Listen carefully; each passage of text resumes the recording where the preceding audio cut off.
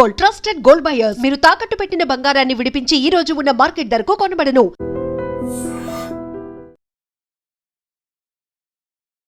4 రాష్ట్రాలు ఒక కేంద్ర పాలిత ప్రాంతానికి సంబంధించిన ఎగ్జిట్ పోల్స్ రిజల్ట్స్ వచ్చేసాయి. ఎన్నిక పోలింగ్ అనేది పూర్తయిపోయింది. పశ్చిమ బెంగాల్ రెండో దశ పోలింగ్ పూర్తి కావడంతో లోకల్గా ఉన్నటువంటి సర్వే సంస్థలు, జాతీయ సంస్థలు కూడా తమ అంచనాలని వెల్లడించినటువంటి పరిస్థితి ఉంది. దేశం మొత్తంగా కూడా ఈగర్గా వెయిట్ చేస్తున్నాయి. పశ్చిమ బెంగాల్లో పరిస్థితి ఏంటి? ఈసారి మమతా బెనర్జీ మళ్ళీ అధికారంలోకి వస్తుందా రాదా? తమిళనాడులో పరిస్థితి ఏంటి? అధికారంలో ఉన్న స్టాలిన్ మళ్ళీ అధికారాన్ని దక్కించుకుంటాడా, లేకపోతే అక్కడ ఉన్న మార్పు జరగబోతుందా? అసోంలో ఏంటి పరిస్థితి? కేరళలో ఏంటి పరిస్థితి? అలాగే కేంద్ర పాలిత ప్రాంతం పుదుచ్చేరిలో సిచ్యువేషన్ ఏమన్నా మారబోతుందా? సో దీనికి సంబంధించి చాలా క్లియర్గా అన్ని సర్వే సంస్థలు రిలీజ్ చేస్తూ ఉన్నాయి. ఎగ్జిట్ పోల్స్ అంచనాలు రిలీజ్ చేస్తూ ఉన్నాయి. ఇక్కడ మీకు చూస్తున్నారు పీపుల్స్ పల్స్ సర్వే సంస్థ కూడా. గతంలో కూడా పీపుల్స్ పల్స్ సర్వే సంస్థ చాలా ఎగ్జాక్ట్గా, అంటే రియలిస్టిక్గా వాస్తవ ఫలితాలకు దగ్గరగా ఎగ్జిట్ పోల్స్ అంచనాలు ఇచ్చినటువంటి పరిస్థితి గతంలో ఉంది.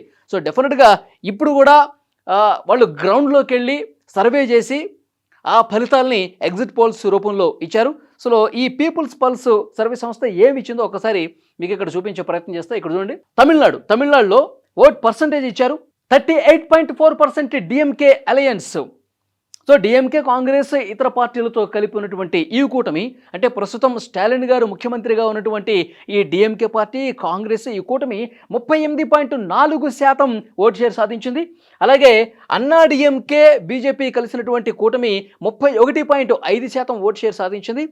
విజయ్ గారు, అంటే హీరో విజయ్ టీవీకే పార్టీని స్థాపించి మొదటిసారి అసెంబ్లీలో అడుగు పెట్టినటువంటి నేపథ్యంలో ఈ పార్టీ గణనీయమైనటువంటి ఓట్ షేర్ని సాధించిందని చెప్పాలి. 23.6% అనమాట. ఇతరులు 6.5%. అంటే ఎక్కువ పర్సంటేజు తమిళనాడులో ప్రస్తుతం అధికారంలో ఉన్న డిఎంకే కూటమే సాధించింది. 38.4% సాధించి మొదటి స్థానంలో ఉంది. వీళ్ళకి ఎన్ని స్థానాలు వచ్చే అవకాశం ఉందో కూడా ఇక్కడ క్లియర్గా మీకు కనిపిస్తోంది. డిఎంకే 125 నుంచి 145. అంటే తమిళనాడులో 234 స్థానాలు ఉన్నాయి.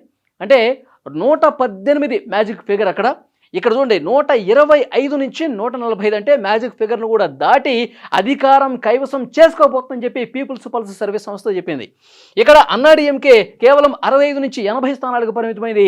టీవీకే విజయ్ పార్టీ 18 నుంచి 24 స్థానాలు మాత్రమే విజయ్ ఇక్కడ సంపాదించినటువంటి పరిస్థితి. పీపుల్స్ పల్స్ సర్వే సంస్థ ప్రకారం మళ్ళీ అక్కడ తమిళనాడులో ప్రస్తుతం ఉన్నటువంటి డిఎంకే ప్రభుత్వమే కొనసాగబోతుందని చెప్పి పీపుల్స్ పల్స్ సర్వే సంస్థ అంచనా కట్టింది.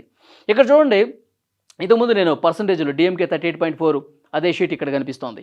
ఇక కేరళలో సిచ్యువేషన్ ఏంటి? కేరళలో ప్రస్తుతం అక్కడ సిపిఎం నేతృత్వంలోని ఎల్డీఎఫ్ కూటమి అధికారంలో ఉంది.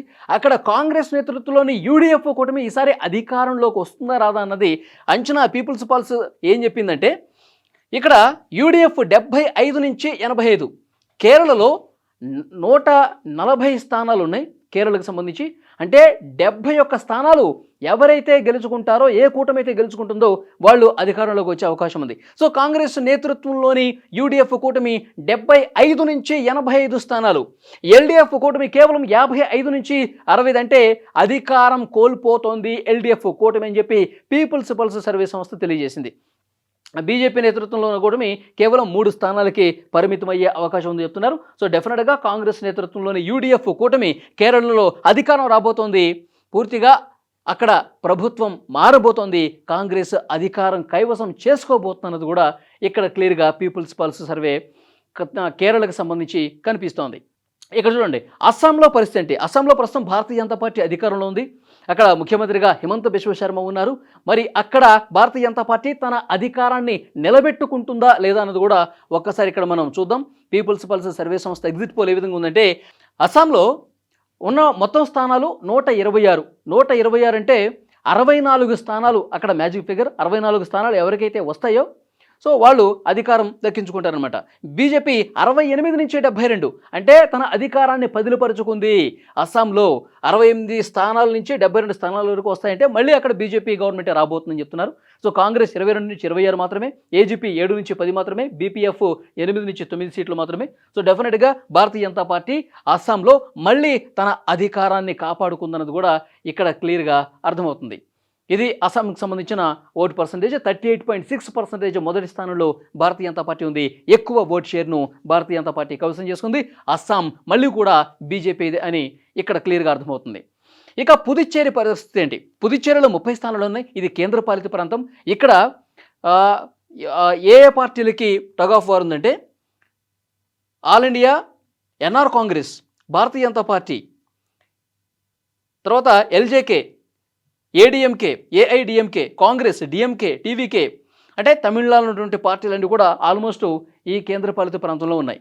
సో ఇక్కడ అధికారం ఎవరిది అంటే డెఫినెట్గా పీపుల్స్ పల్స్ సర్వే చెప్తుంది పుదుచ్చేరికి సంబంధించి. ఇక్కడ మనం క్లియర్గా చూడొచ్చు. ఎన్డీఏ 34.34 నుంచి 36%, ఎస్పీఏ 30 నుంచి 32%, టీబీకే 15 నుంచి 17%. అంటే సీట్లు కూడా ఎలా ఉండబోతున్నాయంటే భారతీయ జనతా పార్టీ 16 నుంచి, అంటే ఎన్డీఏ కూటమి 16 నుంచి 19, 15 స్థానాలు వస్తే అక్కడ మ్యాజిక్ ఫిగర్ 16. 30 స్థానాలు ఉంటే 16 ఎవరికైతే వస్తుందో పుదుచ్చేరిలో వాళ్ళ ప్రభుత్వం ఉంటుందన్నమాట. 16 నుంచి 19 ఎన్డీఏ కాబట్టి బీజేపీ నేతృత్వంలోని ఎన్డీఏ కూటమే అక్కడ అధికారంలోకి రాబోతుంది. కాంగ్రెస్ నేతృత్వంలో ఎస్పీఏ 10 నుంచి 12 స్థానాలకు మాత్రమే పరిమితం అవుతుందని చెప్తున్నారు. డెఫినెట్గా పుదుచ్చేరి కూడా అక్కడ ఎన్డీఏ కూటమి అధికారంలోకి వస్తుందని చాలా క్లియర్గా దీన్ని బట్టి అర్థమవుతోంది.